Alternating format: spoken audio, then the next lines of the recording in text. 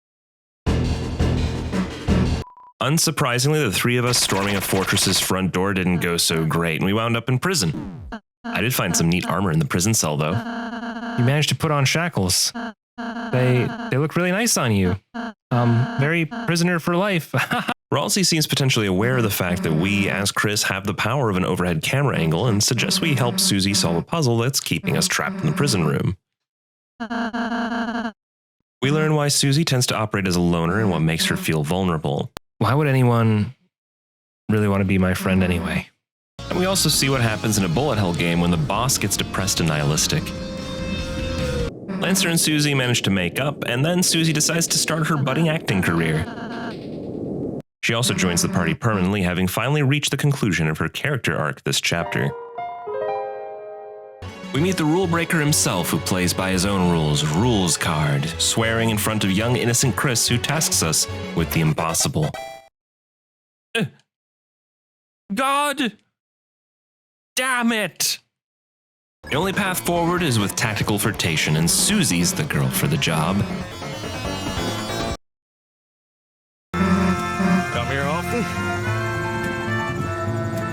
At long last, we make it to the king, and he wastes no time in demonstrating just how much he loves his son and performing an act of filicide. Throughout the battle, the king keeps talking about a knight, which starts really making me wonder about the hierarchy of royalty in a world where the king is more faithful to a knight than the inverse. Hey, speaking of which, Chris kind of looks like a knight here, doesn't he? I wonder if that explains why we are so influential with everyone we meet. Oh, but of course, our decisions don't matter. He also explains that the fountains are being used to shape the world of the Lightners in the image of the Dark World so that Darkners can control both universes. Common knowledge, really. The king, having lost the fight, plays dirty and takes advantage of Ralsei's naive overtrust of strangers. I mean, come on, Ralsei. He's not even in the party. You're healing him, man. In an ironic twist after the king tells us how quiet people piss him off, Susie, a former quiet person hater, steps in to save the day. Susie makes the smart call and leaves the cleanup of this fight to Lancer, who, with the help of his subjects, declares himself the new dad of the land. Susie also teaches Ralsei a lesson he won't soon forget, that life exists in the gray space between good and evil, and that success will never come from those who push their alignment all the way to either extreme. Susie, blue person whose name I neglected to learn all along. I thought you were going home. I don't blame him. We are the forgettable two-dimensional character of this cast. In a final hurrah for the chapter, we get our 10,000 subscriber big face reveal for Ralsei. Ooh, the colors. Welcome home. Now, remember when I said we'd talk about Sham later? Your patience will be rewarded now. See? Look, it's little Sham. Say hi to Sham, everyone. With the boss and Dark World closed off, we now are given free reign to explore this town at our leisure. First things first, I know our mom works at this school. Yes, I found it. Her glass room where she keeps the stash of scented markers. We'll pretend we didn't see that conspicuously shaped pile of blocks. We've almost seen everything. Scented markers. Wait, yes? No? You dig out the marshmallow one and start huffing it. There was a cellmate down in the prison. We played a game, I remember. I am innocent. I just wanted to play a game. But the boring kings found such fun to be a trouble. As punishment, they craved to imprison my body. But I'm fast, clever. They lost the chase and locked up their entire race, building a prison around the whole world. Now I'm the only free one. Huh? Free? But you're clearly the one behind bars. Things don't seem such from here, Lightners. Well, sounds like you don't need any help then. That is so. I grow lonely in my little freedom. So, shall you play a game with me? I'll show you what it means to be free. Find the key and I'll let you be free. The key is hidden from the eyes. The old shopkeeper knows the secret. I needed 2 pieces of a broken key, Sham the shopkeeper gently explained, and in his infinite wisdom hinted their locations, and in doing so, halted my progress for an hour. For a piece lay in stars indeed, just as Sham had said, yet the other was nowhere near. It was not until soon I stumbled on the last unsearched corner, and with key in hand, my efforts rewarded, we could set the Jevil upon the world to bear witness to what truly unfettered power can be. Despite being trapped in a prison cell, even Jevil knows that within himself he holds the freest form of power there is. And of course, representing the Joker card in a deck of cards, he holds the same powers. The power to be anything. I can do anything. But in many card games, Joker cards are restricted, for there is a lack of agency to his powers, which makes him too much without strict rules to balance him. So how does this power look? Woo! That's a fast one! He's pulling a fast one on me! Oh! That was insane! How did I survive that? What? Okay. Knives. I like knives. No, I don't. I lied. I lied about the knives. Okay. We're fine. Oh my god. How? Just like literally, how does someone keep track of this? It appears I have reached the edge of the mortal coil. Die. No one else die. Oh my god. Dude. We won. Yes! Yes! What fun! I'm exhausted. You kids tired me up. Now I will sleep for the other 100 years. Unfortunately, you kids cannot have such a pleasant dream. From now, a nightmare will awaken in your hearts. In the shadow of the night's hand, Lightners. And you stop it? Either way, a mischief, a chaos. Lightners, from inside your little cell, take this and do your strongest. You got Shadow Crystal. With Jevil defeated, we receive his tail, the most impregnable armor in the game, as well as a dark gem that Sham seems quite taken with. Yeah, we should probably kick this habit. I wonder how the other students are doing on their projects. Chris, what's up? Caddy's working, so I'm starting on our project. I've already copied a bunch of pictures. It's the same picture of a soccer ball 73 times. Maybe it's good that we didn't get it as a burger then, hey? There's some proof that we actually are in a parallel world. Undyne has no meaningful relationship with Alphys. We find out that the nice girl in class, Noelle, visits her father regularly in the hospital where he suffers from an unknown ailment. He also thoroughly wants to kick Birdley's ass. Maybe we'll get to see this unfold in real time one day. Looks like Braddy wears her heart on her sleeve, or I guess her shorts in this case. No stranger to flirting even with a young guy like Chris. Of course, she apparently also gave Asriel, our brother, his first kiss. Something which our hyper-religious mother never let him live down. Noelle seems really interested in Susie, so I share a little bit of Susie's personal life with her, like her obsession with chalk. This is an extremely important plot detail. Write this down, there will be a quiz. And that just about covers everything in Chapter 1 of Deltarune. From here, we can go ahead and pivot right into Chapter 2. Oh, wait a minute. I missed a critical piece of character development. Why are you guys still fanning? I thought I hated fanning leaves, but I've gotten really into it. Swish, swish, I could do this forever. And I definitely didn't miss something here until getting a big loud hint in Chapter 2 that I forgot to do it. Nope. All right, we're ready. And it's time for Deltarune to really cement itself as something entirely different from Undertale. Don't get me wrong, Chapter 1 is a decent experience, but it felt an awful lot like an appetizer for things to come, unlike the dynamite that was Undertale from back in the day. Chapter 2, on the other hand, is something else. The light is running low, and the shadows start to grow, and the places that you know seem like fantasy. Previously on Deltarune. Chris? Chris, honey, are you awake? Wait, is that a knife? Oh man, that was actually like legit. No! Chris, did you eat all of the pie? Oh, you monster. Not in full control of their faculties or not, Chris is selfish at his core. Well, it's a brand new day and the sun is high and all the birds are singing that we're late for school. Susie is moving up in the world. Not only did she attend class, but she was actually there even before we got there. Sure, it's out of unabated anticipation for the dark world rather than getting an education, but at least she found something to be invested in. Hey, by the way, did anybody notice that the melody in here sounds kind of like something out of Pokemon? It's the same song. We sleep through class because we spent all night killing innocent pies and ripping out our heart to store in the cage of our clearly departed pet parakeet, but the real star of the show is the closet, isn't it? You know, just chilling out alone in the closet. Just two friends chilling out in the closet like normal. Touching brooms and stuff. That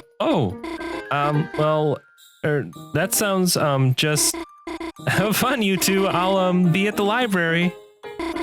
Of all things, this is actually a surprisingly significant scene. If you choose the less lewd of the two options, Noelle will have the courage to actually give Susie the gift we recommended from Chapter 1. In this case, it was a box of chalks.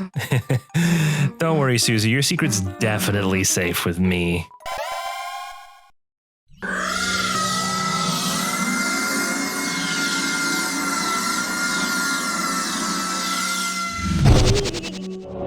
We get sent on a mission to bring all the objects from the next room over into the closet so we can bring back all our friends to the dark world. I see Sham, but also... oh man, that little Jevil. After successfully bringing everything back to Castletown, Lancer says we'll be a fresh and fragrant egg. I see the rules of monsters at work applies here. You smell something, Sully? I think my rat dog's gone fresh. Oh no! He still remembers I tore up the manual he wrote and tossed its pieces in the wind. Ralsei, it's just... your manual was taking valuable inventory space when I really needed the extra dark burgers in my pants so that I could kill the ultimate embodiment of chaos. I really hope you understand. Thanks for the trash can, though. With everyone restored and all right as rain with the dark world, Susie and I decide to go off to the light world to work on our project like good and proper students. Unfortunately, there is a traffic jam, so we'll need to go to the library to do the project.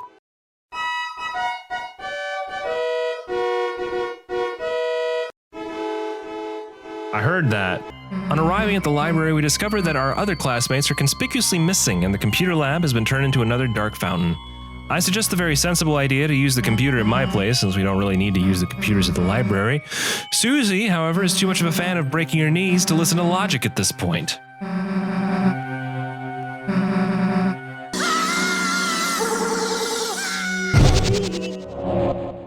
Wow! This game takes the prettiest loading bars award and doesn't even have any loading screens. Oh no, our first true enemies in this new zone. Electric sharks coming out of wires. Wait. Wire... sharks? Oh no, I get the joke. The queen has taken Noelle hostage to be her slave. Noelle might also be a little bit terrified after hearing her face might be roboticized in the near future. Off she goes on the Scream-Evader. Also, Ralsei's upset. The queen challenges us to a game to determine if we have the power to choose our own fate. Unfortunately, the game was rigged. Winning just causes the entire game cabinet to explode. So I guess we have no official records that can testify to our victory if this ever goes to Royal Court of Law. At least we now know what a bosom is. Why not? Let's choose the bosom. Bosom? It means titty.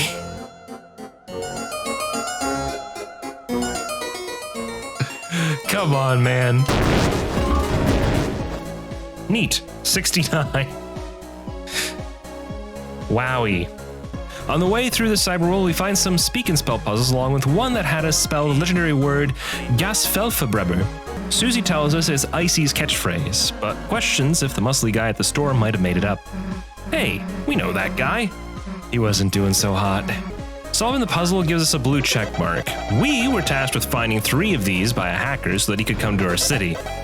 He's gonna be more important than you'd think, so better safe than sorry here. Let me show you the power of the blue check marks. Is this just Twitter?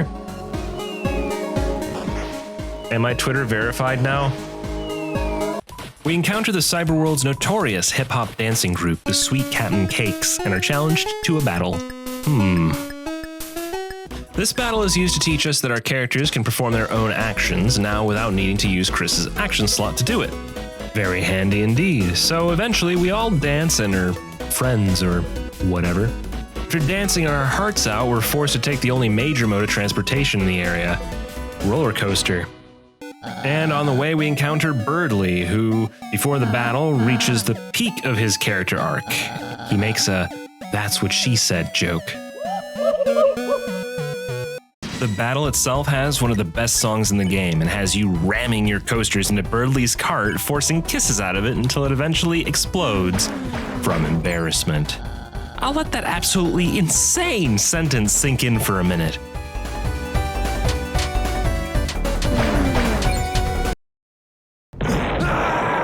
The explosion of Birdly's roller coaster, and more importantly, the entire roller coaster track just ending, sends us careening into a dumpster.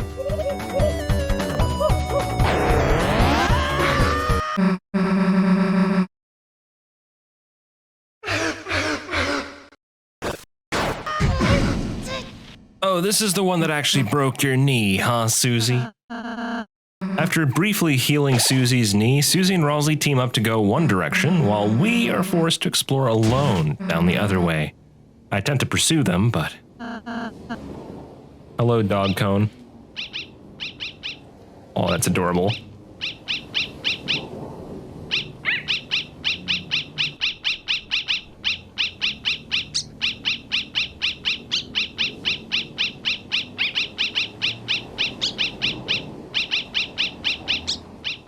I wonder if there's any significance to these chirps. We find Noelle, who's running from the Queen, who is running from Birdly? Well, eventually we form some double and even triple truces to get out of this bind and move on, now accompanied by our new team member, Noelle. You must form an uneasy truce. What the? Who the said you could double truces? We found a wild Birdly statue. Hey, isn't this thing just the best? The statue seems to suck bad. Chris! There's no reason to look at this.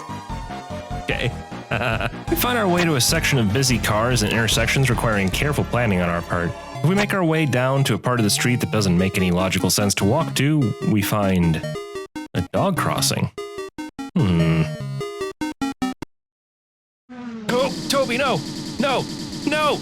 No! Toby! Toby! Toby! Oh, hey, that was actually a game over screen from Undertale. There's also a hidden tree thing here that gives us an egg. It seems Tem keeps track of how many of these you can find.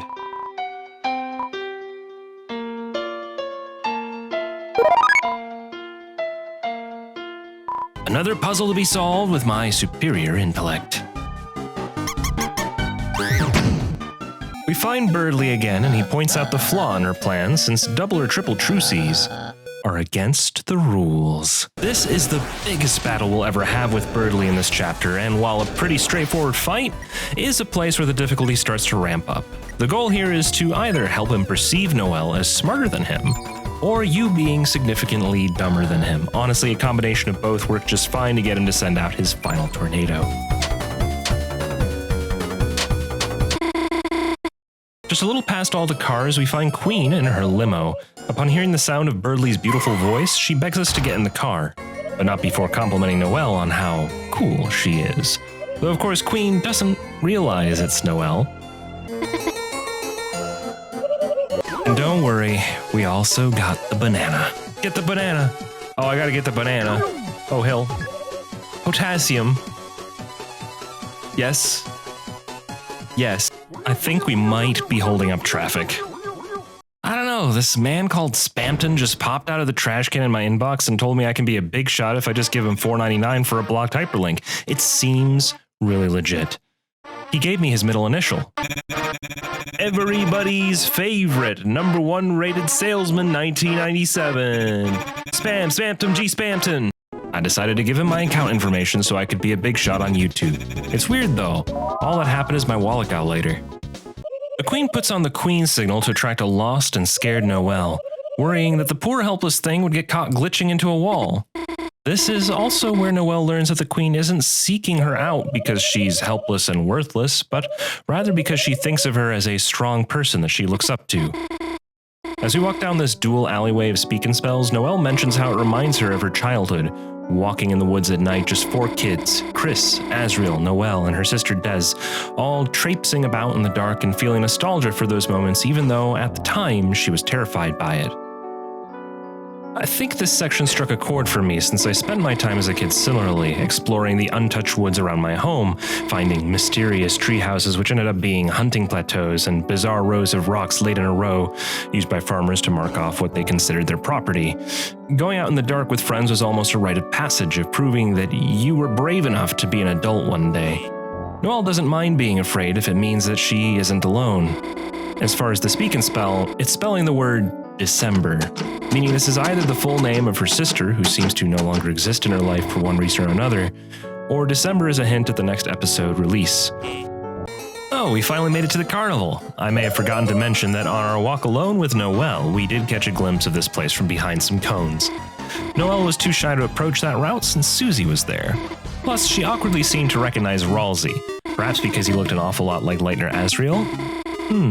Anyone notice that Ralsei is an anagram for Asriel? He's the only character that does this, it's weird. Well, regardless, the queen decides to obliterate one of the bottle stands and has a disguised Noelle give her a prize that she pawns off on Chris since she didn't actually want it. And yes, you can re-gift this to Noelle. It's been a while, but we bump into Susie and I explain to them tactfully how things have been going. Chris, what the heck are you saying? We have a truce, a truce! Huh? Ah, mice falling from the sky? I'm sure Noelle's a big fan of this minigame. Our team coordinates with Noelle, tying balloons to mice while Susie pushes the button and I catch the mice in the bucket. I'm not very good at this minigame, but one thing is definitely certain, in the context of working as a team. Noelle got over her fear of mice, seeing as she's the one tying balloons to the mice instead of being a button pusher. Birdley finds the queen while she's explaining her plans to change Noelle's will so that she wants to be a proper peon.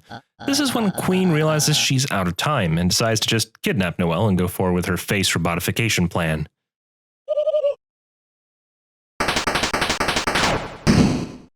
Thrown in prison again. Are there any of these Deltarune bosses that don't take prisoners? Well, whatever. At least Queen tried to make us feel comfortable by providing us all the things she could find from her internet search history. We managed to escape with the help of our pocket Lancer, who came with us back when we left the Dark World Palace. He outsmarted the computer by requesting the room receive thousands of shovels. This caused a memory overflow that released the prison cell. It seems eventually it did sort itself out and complete the query by filling the room to bursting with shovels. Birdley gets an inferiority complex after seeing us complete several of these light puzzles without his help. It turns out he isn't actually all that smart, Susan is not Susie's name, and Lancer is slowly turning to stone from being away from the respective dark world that he came from for too long. Why isn't Ralsei affected by this? The plot thickens! We accept Birdley into the team even though he's a low IQ literal bird brain. It's all about perseverance. I think we can seat him in front of these tables, seeing as there's no point to them otherwise. Spaghetti! We eventually make it to a portion of the Queen's Palace where we are tasked with respecting pottery. I probably do not, and interestingly, if you enter this room after triggering the encounter from actually trying to be careful, Susie goes out of her way to break every single pot that is in here. I also wanted to mention just how awesome the song in this level is. Something about it gives me a lot of Castlevania Bloodstained vibes alongside the near endgame level feeling of something like Hollow Bastion in Kingdom Hearts. If you haven't played any of those games, it's probably the harpsichord's fault. Also, pay attention to the paintings here.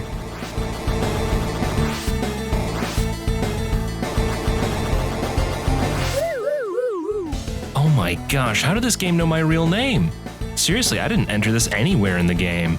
Regardless if you are smart enough to alphabetize the paintings in this art gallery or not, you will need to fight Task Manager, an AI obsessed with order and keeping her pet tasks in line. She also won't stop yelling out about order, so that combined with her tall stature and fair characteristics make most people feel she's a direct polar analog to Jevil from the first chapter. You beat her by listening to her. She likes feeling heard. Now we have to think of some way to distract Queen. Oh wow, I'm so distracted right now. As part of our distraction for the Queen, this butler was trapped for who knows how long, and the Queen never bothered checking in on him. I end up smashing a pot that leads to an uneasy truce as a show of gratitude for helping him. This is actually a pretty fun little minigame. As you can see, Rule's card is riding aboard a vessel that bears a striking resemblance to a weapon we devised for our own destruction back in Chapter 1. On each of your battle phases, he attacks you with this machine. If it was a duck, you'd be getting shot at with ducks right now. I'm sorry that I failed all of you by not having footage of this. As for the actual minigame, it's something similar to Go, where while on paper the idea is to have the most space, if you can effectively cut off his advance early, he won't be able to actually build out having valid avenues for slots to take, and so would lose by default. And any leftover blank space would more or less count as your own. That's right, Rules isn't compatible with this world either. Well, let's go, Chris. Bye. Rules card. So it looks like Susie and Noelle basically end up on a date by accident, and Noelle makes a pretty poignant point on the appeal of horror content in general. The older you get, the more appealing the high-flung fantasy of horror and its contrived phantoms, vampires, and werewolves seem compared to the actual terrors of the world, such as global plagues and economic recessions. Anyway, this whole carousel scene is really cute, and Noelle is pretty bold with making her intentions at least somewhat apparent to Susie. Also, she noticed Susie's tail, and Susie is exceptionally self-conscious about it, and it's just great. Birdley meets up with Noelle to let her know that he has fallen in love with another girl. Susie. What? Our final boss battle here is using the form we took to use the arcade machine near the start of the chapter, but now we are instead using it to fight an actual giant mecha robot. Don't worry, with the power of that gun that Rules used as the crotch on top of Birdley's golden statue, we got the ultimate mecha suit. With our mech ready, it's time to fight the Queen one last time. Oh yeah, she had another form, the music was good, the fight was kind of uneventful. It can be easy to fall into the trap of turtling up and healing if you can't dodge effectively, but using laser mode is far more effective here most of the time. You get significantly higher damage output, and it can even sometimes trigger attacks at moments where you wouldn't normally have the opportunity to fight back. The Queen stomps her feet a bit, we manage to come out victorious, and it leaves us with nothing left but the climactic, feel-good ending. You three will never have detachable hands. We win the fight by default because the Queen's batteries ran out, but Birdley nearly volunteers to start the roaring to create a perfect world of darkness to reign supreme alongside Noelle. Ralsei slaps the book at him and explains what the roaring actually is and why it would mean the death of both worlds. This also causes the Queen, who rises from her batteryless slumber, to give up immediately since she hadn't realized what she was doing was so evil. The Queen was ready to give us a tender goodbye.exe, but realizes it won't be necessary since she'll be joining us back at Ralsei's Darkworld castle. We sealed the fountain and we won the game, yay! You know, one observation that I did want to make is, since the first chapter was the king and the second chapter was the queen, I anticipate third chapter is predictably going to be the jack, then fourth chapter is the actual knight himself, member of the official royal house. I'm probably entirely wrong about this since there are actually 7 chapters planned in Deltarune, so just ignore me here. Here we see how Noelle has developed as a character. She isn't willing to let her dad play the game, but she is willing to listen to his input to help her play better, as long as she is the one doing the playing. How kind of her to let him backseat like that. I'd have already ejected him onto the floor for that insolence. Susie followed me mindlessly in the hospital and really has no idea why she came, but now we get to see both Susie and Noelle get real awkward, since apparently Noelle wouldn't shut up about Susie to her dad. Undyne has us deliver a box of chocolates to Alphys, who is promptly confused by the note since one of the sticky notes was meant to be addressed to us, telling us not to eat the chocolates. Typical mixed and aggressive messages from Undyne. I'll sound the alarm.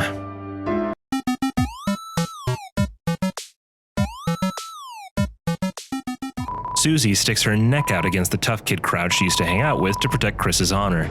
There's also an implication here that Chris somehow is related to the underground. The priest knows a secret. A dangerous secret. Our loving brother Asriel was not so innocent, you see. A sociopath who, without a second thought, tossed Yoshi into the pit. He confessed, yet more remained, for he admits he has done it on purpose while you stood there and watched, Chris. Let it be known that Yoshi's killers are in the graveyard. Toby literally put Bratty in the alley so she could say she's an alligator. You're welcome. You can fight the Swatchlings in the party dojo as part of the final wave of enemies in a battle rush mode. I actually really enjoy using the color matching mechanics of these guys, even if I do land on making them all yellow in order to complete the battle efficiently. Ice cream. There it is. Lancer is falling into the care of his new foster mother, Queen, with the blessing of his father, who is indisposed due to being in prison. I'm unsure how official this relationship is, but they do seem to bicker like an old couple. That water bottle, however. Do not speak ill of the royal water bottle. Cranky, take it to the fridge. Grapes, melons, oranges, and coconut shells. Uh-oh, looks like we're having another Chara moment.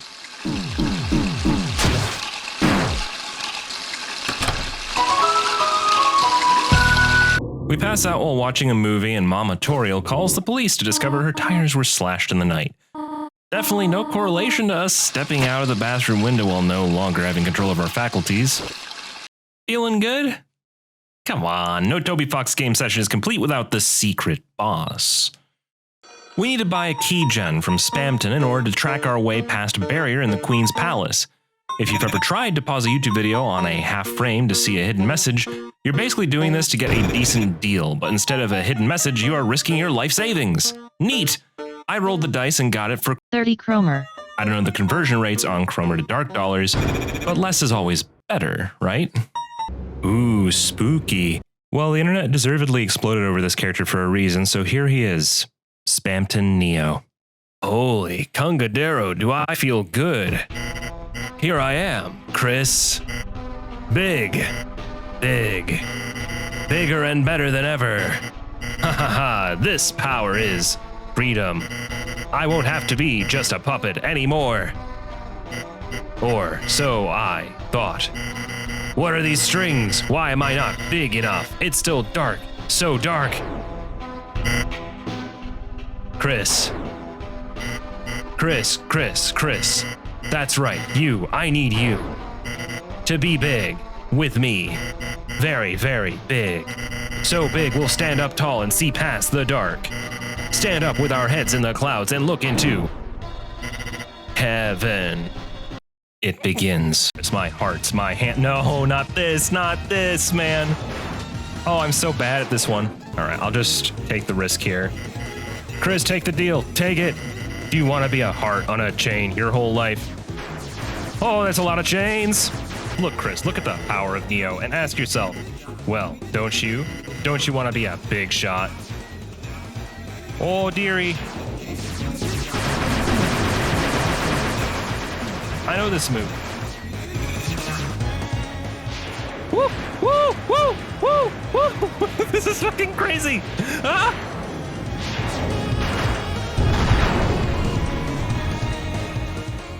Okay, smells like rotten glass. That didn't actually hit me too bad. Oh, okay, just instant. It just instant wins. Wait! The presses! My wires, they're almost gone. Chris, you're gifting me my freedom. Chris, after everything I did to you, after all the unforgettable deals, free Chromer, I gave you, you're finally repaying my generosity. Chris, I understand now the greatest deal of all. Friendship. Chris, my days as a long-nosed doll are over. Cut that wire and make me a real boy. Are you watching? Heaven. It's time for Spamton's comeback special. And this time, I live for myself. No, myself and my friends. Here I go. Watch me fly, mama. Oh, that is so sad. Spamton was not always the deranged lunatic obsessed with Chromer we found in the dumpster. If we want to go way deep in the universe lore, he was a crude drawing of Metaton Neo from Undertale, so perhaps that is a big driver for why he had a deep-seated drive to try succeeding. But there was more to it, wasn't there? Every day always played out the same. The shopkeepers all had their bills to pay, and if any lighteners passed by their shop, it was... I'm sure that cannon you wanted has a lot of bells and whistles, but let's be honest, you're a frugal man. Wouldn't this knockoff be better and cheaper? Thank you so much for your business. The lighteners kept paying, but they paid no heed to the one shopkeeper who no one noticed all day. Yes, hello? Congratulations to you, my 500th customer. All you need to do is pay 900 kromer. Hello? Every night they'd meet at the bar and exchange stories about all the sales they made, and every night he'd burst out and exclaim, You just watch. Someday, I'm gonna be a big shot. The cacophonic ringing of the phone started to become synonymous with failure rather than just being another potential customer. Spamton was getting desperate. I want to be a big shot. I want to be a big shot. I want to be a big shot! The caller asked, Is that so? Yeah, it's been a crazy slow day. I'm at level 60 fishing, I think, but I could really use the cooking level, so I think I'll keep at it. Yes, hello. Well, of course, my angel. For just 500 kromer, you can have a digital cat photo. Do not worry about things like laws and courts. We have already processed all litigations into the trash. You'll buy it? That's great. Enjoy. From this point forward, your hyperlink blocked. Yes, hello. Well, of course, my angel. For just 500 kromer. Holy Kungadero, did it feel good. I told him that they were my 500th customer, and this time they actually were. Ha ha ha ha ha. Oh, are we all losing control of our life? We just don't want to inconvenience you, Spamton. You probably have a call waiting, don't you? Big shot? Spamton left his friends behind. He really was a big shot now. Cars, ads, and a spot in the Queen's mansion. But not long after achieving his dreams, it already started to spiral downhill. Hello, sir. Thank you for calling. Could I interest you in a hyperlink blocked? Yes, well, you know, a hyperlink blocked. It's all the rage these days. Hello? Hey, Mike, I know I said I'd never call, but we need to have more hyperlink blocked. Yes, of course, yes, I know, but I can't sell them things that never existed, you know? You've got a guy? And he speaks in hands. How's he gonna help me? Why the heck did I agree to this, Mike? God damn it, answer the phone. Mike! Hello? Mike, hello? Listen, I can't explain unless you're all alone. What? Then listen, Mike, he's pulling the strings. Spamton, calm down. He's pulling the strings and makes them ring. Mike, my heart, it's breaking up. You're not making any sense. The lines keep ringing when he pulls the strings. Help me, please. You brought him to me. I'm hanging up. Oh, Mike, listen now. I'll tell you what, you big shot. Mike, I'm sorry. Mike?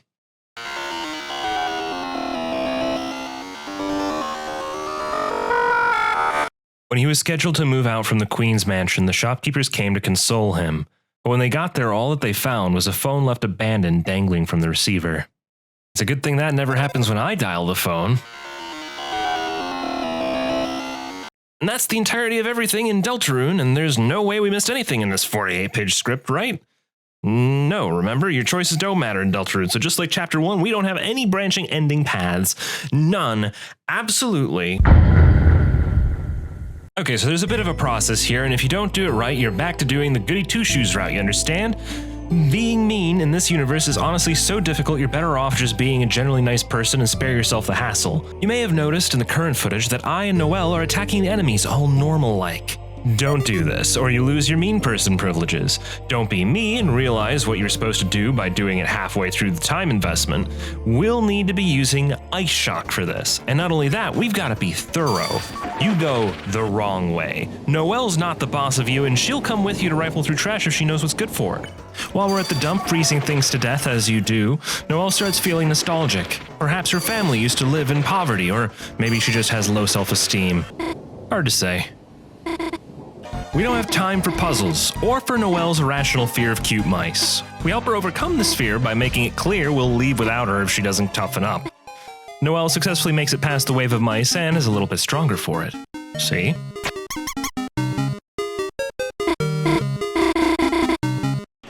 now it's a little more clear what Deltarune was getting at with its "your choices don't matter" focus.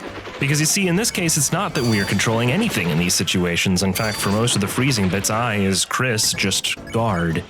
The battle ends because I told Noelle to proceed with using Ice Shock on the enemies, freezing them in place, and the closest thing to death that Deltarune allows.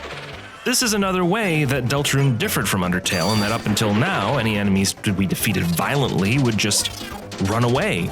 They weren't dead the way the slaughtered citizens of Snowdin in a genocide run just ceased to exist. Interestingly, if the core mechanics of combat hadn't changed to a party system, it would also have been almost impossible to convey this message so clearly. One could argue you were influencing things in Undertale as well, but it was always a binary decision of who lives or dies, and you ultimately were always the one committing to that execution of violence. Deltarune places you in the commander chair. You didn't pull the trigger, but you did make someone else do it and turn them into a murderer, even if it wasn't in their original nature. We, buy a ring we couldn't afford from a merchant using Noelle's negotiation skills.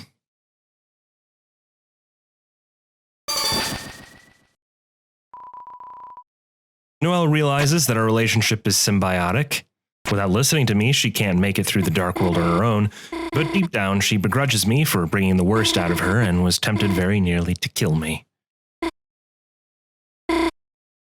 The monsters start to cower, scatter, and flee at the sight of us, knowing full well the path of destruction we left in our wake. An aura of frost and cold isolation starts surrounding Noelle as she grows stronger and stronger with every slain enemy. Looks like Spamton's back in his home trash bin, and he's ready to give us an irresistible deal. For the low, low price of slaughtering everyone we meet, he will give us a shiny new thorn ring. This ring has the power to reduce the TP cost of spells substantially, while simultaneously being so painful to wear that it costs health just to have it equipped. It's time to see if Noelle has what it takes to really be the best friend of someone like Chris. Another puzzle. I don't have time for this. Move any further, I'll be... Chris, you didn't really hear what I said earlier, did you? You wouldn't let me... Chris? Good job, Noelle. Under duress of being forced right into the electricity, Noelle unleashes her frost to completely obliterate the puzzle and open our path. Noelle no longer has any agency. She fully trusts that whatever we do for her will be in her best interest, even if that means hurting her former friends. At a moment of clarity in her cognitive dissonance, Noelle warned Birdly to flee, but she's behaving as though she is not in control of her actions. This is despite the fact that she is in full control, and has simply chosen not to acknowledge it. Birdly? Noelle, are you okay? What are you doing with Chris? We're just getting stronger. Getting stronger? How? Chris, what are you doing? What? Proceed? Where? Noelle, what are they talking about? That's it, Chris. I don't know what you're doing. But if you're hurting my friend Noelle, then I have no choice but to stop you by force. Chris, ready yourself. Well, wait, Birdly, stop. Run away. Fine. You want to see what happens so bad? Watch what happens when I cast a spell I don't know.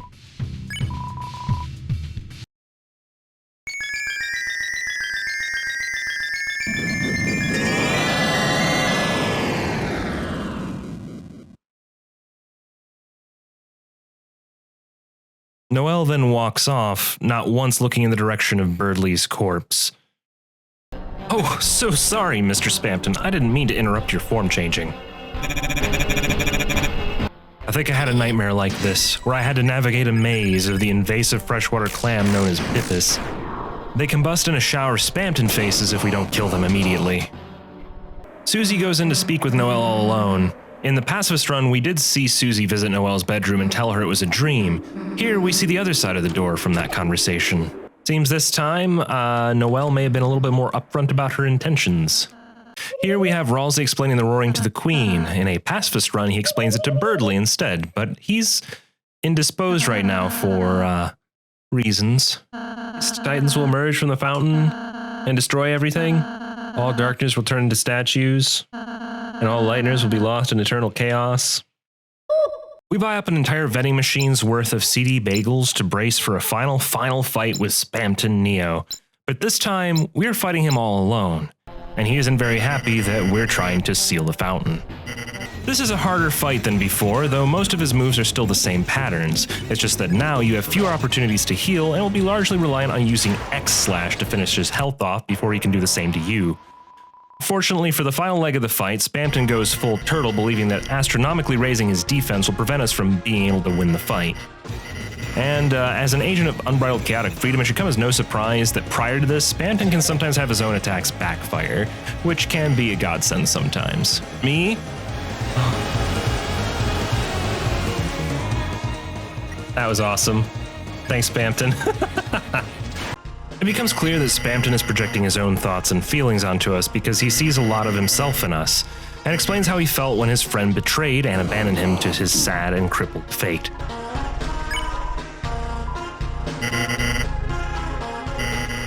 As we continue to call out from one friend to another, things start to look grim. But when we get to Noelle, something interesting happens. Hey, is it cold in here or is it just me?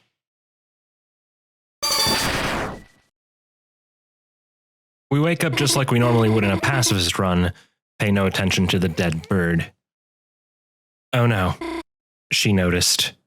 In this version of playing her game with her dad, Noelle opts to use ice magic in the ice dungeon, perhaps a bit of PTSD from her experience in the Dark World. Even so, she's a controller hog now, demonstrating that she is so frightened of ever allowing herself to not be in control of her own actions that she will not even permit her dad to take the reins. Same character development of wanting to take control of her life, but entirely different motivations. Oh, look at that, the invasion of Noelle's privacy by reading her thoughts as the omniscient player controlling a character in a video game. I'm sure that feels real good, huh, Noelle? Okay, you're going crazy, bye-bye now. And as it turns out, killing all of the Dark World monsters in a Cyber's world does mean that none of the Queen's friends make it to Ralsei's castle. She'll have to live out her life in solitude while waiting for Ralsei to finish her room. Though even if I have an awesome room, who will be there to force to enjoy it? I wonder how Noelle is doing now. Did I forget anything? Oh, right, our good friend Sham. Yeah, he's really excited we got another Dark Crystal from defeating Spamton, which he will either add to his collection alongside the one from Jevil, or will hint that there's a convenient hole you can get the crystal from if you beat Jevil on any of your other save files. Neat! He also mentions how the next fight will be nearly impossible without getting some kind of special hidden armor, which I'm assuming is in the next game, but it's hard to say. Worst case scenario, it's behind the Tower of Tables that requires the Throne of Chairs to get behind, and I can't figure out how to bring the Throne of Chairs with me. And that was Deltarune. Will the next chapter come in December? Well, this video is coming out in the middle of December against my previous expectations, so no. Toby did say, however, that Chapter 3, 4, and 5 are all planned to release at the same time whenever they appear. If you were thinking of playing Deltarune right now, you should. It costs $0.00, and even trying to be comprehensive, there's plenty I couldn't include here just for the sake of time. So yeah, go do that. And if you already played it, or some of your favorite parts in Deltarune, let me know in the comments, and subscribe and like the video if you want to see more content from me like this. And if you want to be part of the action by watching the live streams where a lot of this footage gets pulled from, you can watch me on Wednesdays, Thursdays, or Saturdays at 7:15 p.m. Eastern Time on twitch.tv/Timbertaft. That's all for now, folks. Please remember to donate to my hyperlink blocked